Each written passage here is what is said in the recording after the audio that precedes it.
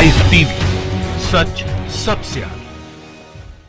दोस्तों, स्वागत है आपका द लाइव टीवी में। मैं अब्बास हफीज हूं। एक बहुत बड़ी खबर है जो मोदी सरकार के खिलाफ है और गोदी मीडिया से गायब है।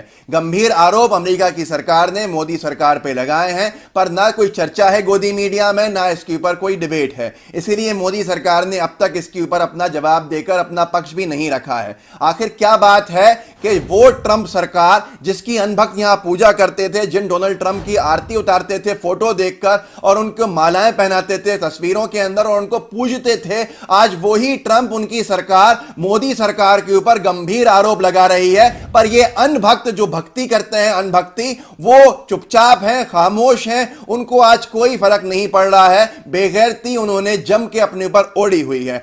आज खबर क्या है? खबर यह है कि अमेरिका की सरकार का एक विभाग है जिसने गंभीर आरोप लगाए हैं। अमेरिका की सरकार के एम्बेसडर ने, आप देख सकते हैं खबर को, चिंता जाहिर की है कि कोरोना संकट काल में, आप देखिए, पढ़िए इस खबर को, कि किस तरह से हरासमेंट किया जा रहा है अल्पसंख्यकों का। यह चिंताजनक है। यह अमेरिका के एम्बेसडर ने कहा है, किसी और ने नहीं कहा है। अनभक्तों, अपनी आंखें खोलो कि भारत का डंका बजा रही है मोदी सरकार या फिर भारत को सवालों के कटघरे में खड़ा कर रही है मोदी सरकार। सवाल आपके अपने आप से करने के हैं और जवाब आपके पास खुद होंगे। आखिर हुआ क्या है ऐसा जिससे कि यह हंगामा खड़ा हो गया है? हंगामा इसलिए खड़ा हुआ है कि यूनाइटेड स्टेट्स ऑफ अमेरिका का एक कमीशन है, सरकारी कमीशन है, जो अंतर्राष्ट्रीय रिलीजियस फ्रीडम के ऊपर चर्चा करता है, अपनी रिपोर्ट्स देता है और यह बात करता है कि कैसे कहीं पर अगर कोई गलती हो रही है तो उसको सुधारा कैसा जाए।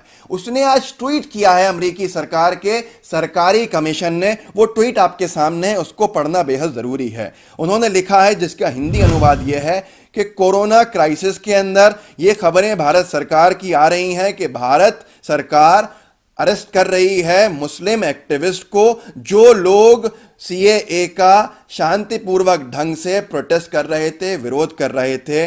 और उसके साथ साथ उसके अंदर एक एक्टिविस्ट वो भी है, सफूरा जरगर नाम है जिनका, जो प्रेग्नेंट हैं। ये अमेरिकी सरकार के सरकारी कमीशन का ट्वीट है आज का, जो गोदी मीडिया से गायब है। उसके साथ साथ उन्होंने लिखा है कि इस समय के ऊपर जब भारत सरकार को जो कैदी हैं उनको रिहा करना चाहिए था मानवता के नाते, उसकी जगह पे ये टारगेट कर रहे हैं उन लोगों को जो लोकतांत्रिक अधिकार अपना इस्तेमाल कर रहे हैं सरकार का विरोध करने का। ऐसे लोगों को टारगेट किया जा रहा है।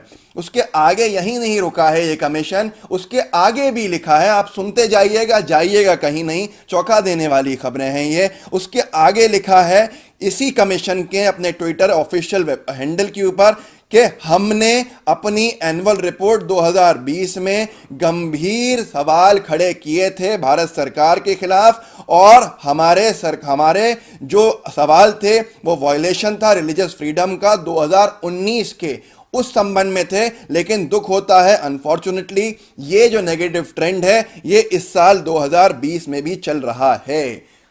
अब ये गंभीर आरोप है मोदी सरकार, जो किसने लगाए हैं? अमेरिका की सरकार ने लगाए हैं। क्या आपको नहीं लगता कि हमारी मीडिया जो है पूरी तरह से कंट्रोल हो गई है? ये कुछ भी चर्चा नहीं कर रही इन गंभीर आरोपों के ऊपर, इन गंभीर सवालों के ऊपर। कोई सवाल नहीं खड़े हो रहे, कोई डिबेट नहीं हो रहा। आपको समझना होगा कि हमारा डंका बज रहा है या हमारी बदनामी हो रही है अंतर्राष्ट्रीय स्तर पे, और इसका जिम्मेदार कौन है? हमको तो मीडिया यह बताता है कि हमारे भारत सरकार में मोदी सरकार का होने के बाद से डंका बजने लगा है अंतर्राष्ट्रीय स्तर पे। नहीं, डंका हमारा पहले बजता था, आज हम सवालों के कटघरे में। अनभक्तों ने बदनामी कराने का ठेका ले रखा है। आप खुद देख सकते हैं कि इन्होंने इस ट्वीट ऊपर रिप्लाई क्या किए हैं। एक नयन है, अनभक्त मोदी सरकार की तारीफें लिखते रहते हैं। उन्होंने अमेरिकी सरकारी हैंडल के ऊपर लिखा है, mind your own business you third grade criminals.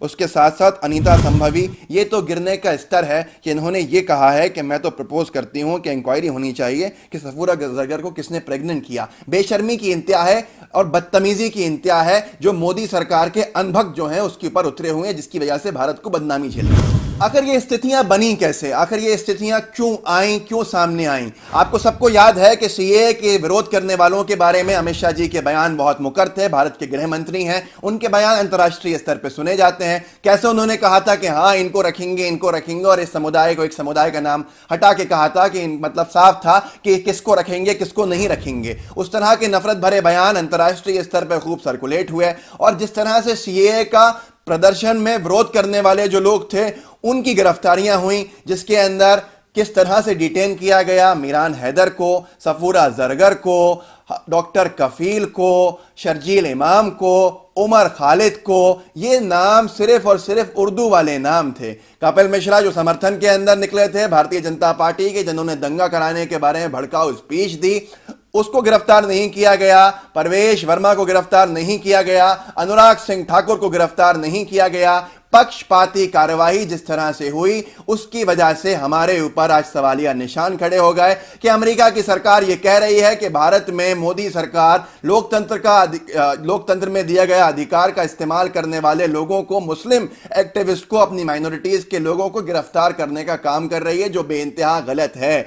आखिर इस सब की वजह से के लिए जिम्मेदार कौन है? आज आपको अपने आप से सवाल करने चाहिए। और दोस्तों सबसे बड़ा सवाल यह है कि यह पहली बार नहीं कहा है, यह वही अमेरिका है जिसने एक बार में डराकर मोदी जी से दवा ले ली थी, मोदी जी को ट्विटर पे अनफॉलो कर दिया था, चिंता जाहिर की थी। इसने दोबारा सफूरा जरगर का नाम लेके उसको रिहा करने की अपील की है। अनभक्तों समझो, अमेरिका की सरकार एक एक्टिविस्ट के लिए आवाज उठा रही है जिसको तुम गलत समझ रहे हो, क्योंकि गोदी मीडिया ने तुम्हारा ब्रेन वॉश कर दिया है। आज हमें सोचना होगा कि किसी भाजपा के सांसद, भाजपा के नेता, भाजपा के विधायक, मंत्री के लिए आवाज उठाई है अमेरिकी सरकार ने या नहीं उठाई है। सफूरा जरगर के लिए अमेरिकी सरकार ने आवाज उठाई है। आपको समझना होगा कि कहीं ना कहीं हमसे गलती हुई है और गलती को सही करने की जरूरत है। हम लोग अपील करते हैं भारत सरकार से कि सफूरा जरगर को और तमाम ऐसे जो डिटेनीज हैं उनको छोड़ा जाए, रिहा किया जाए, पक्षपाती कार्रवाई नहीं हो,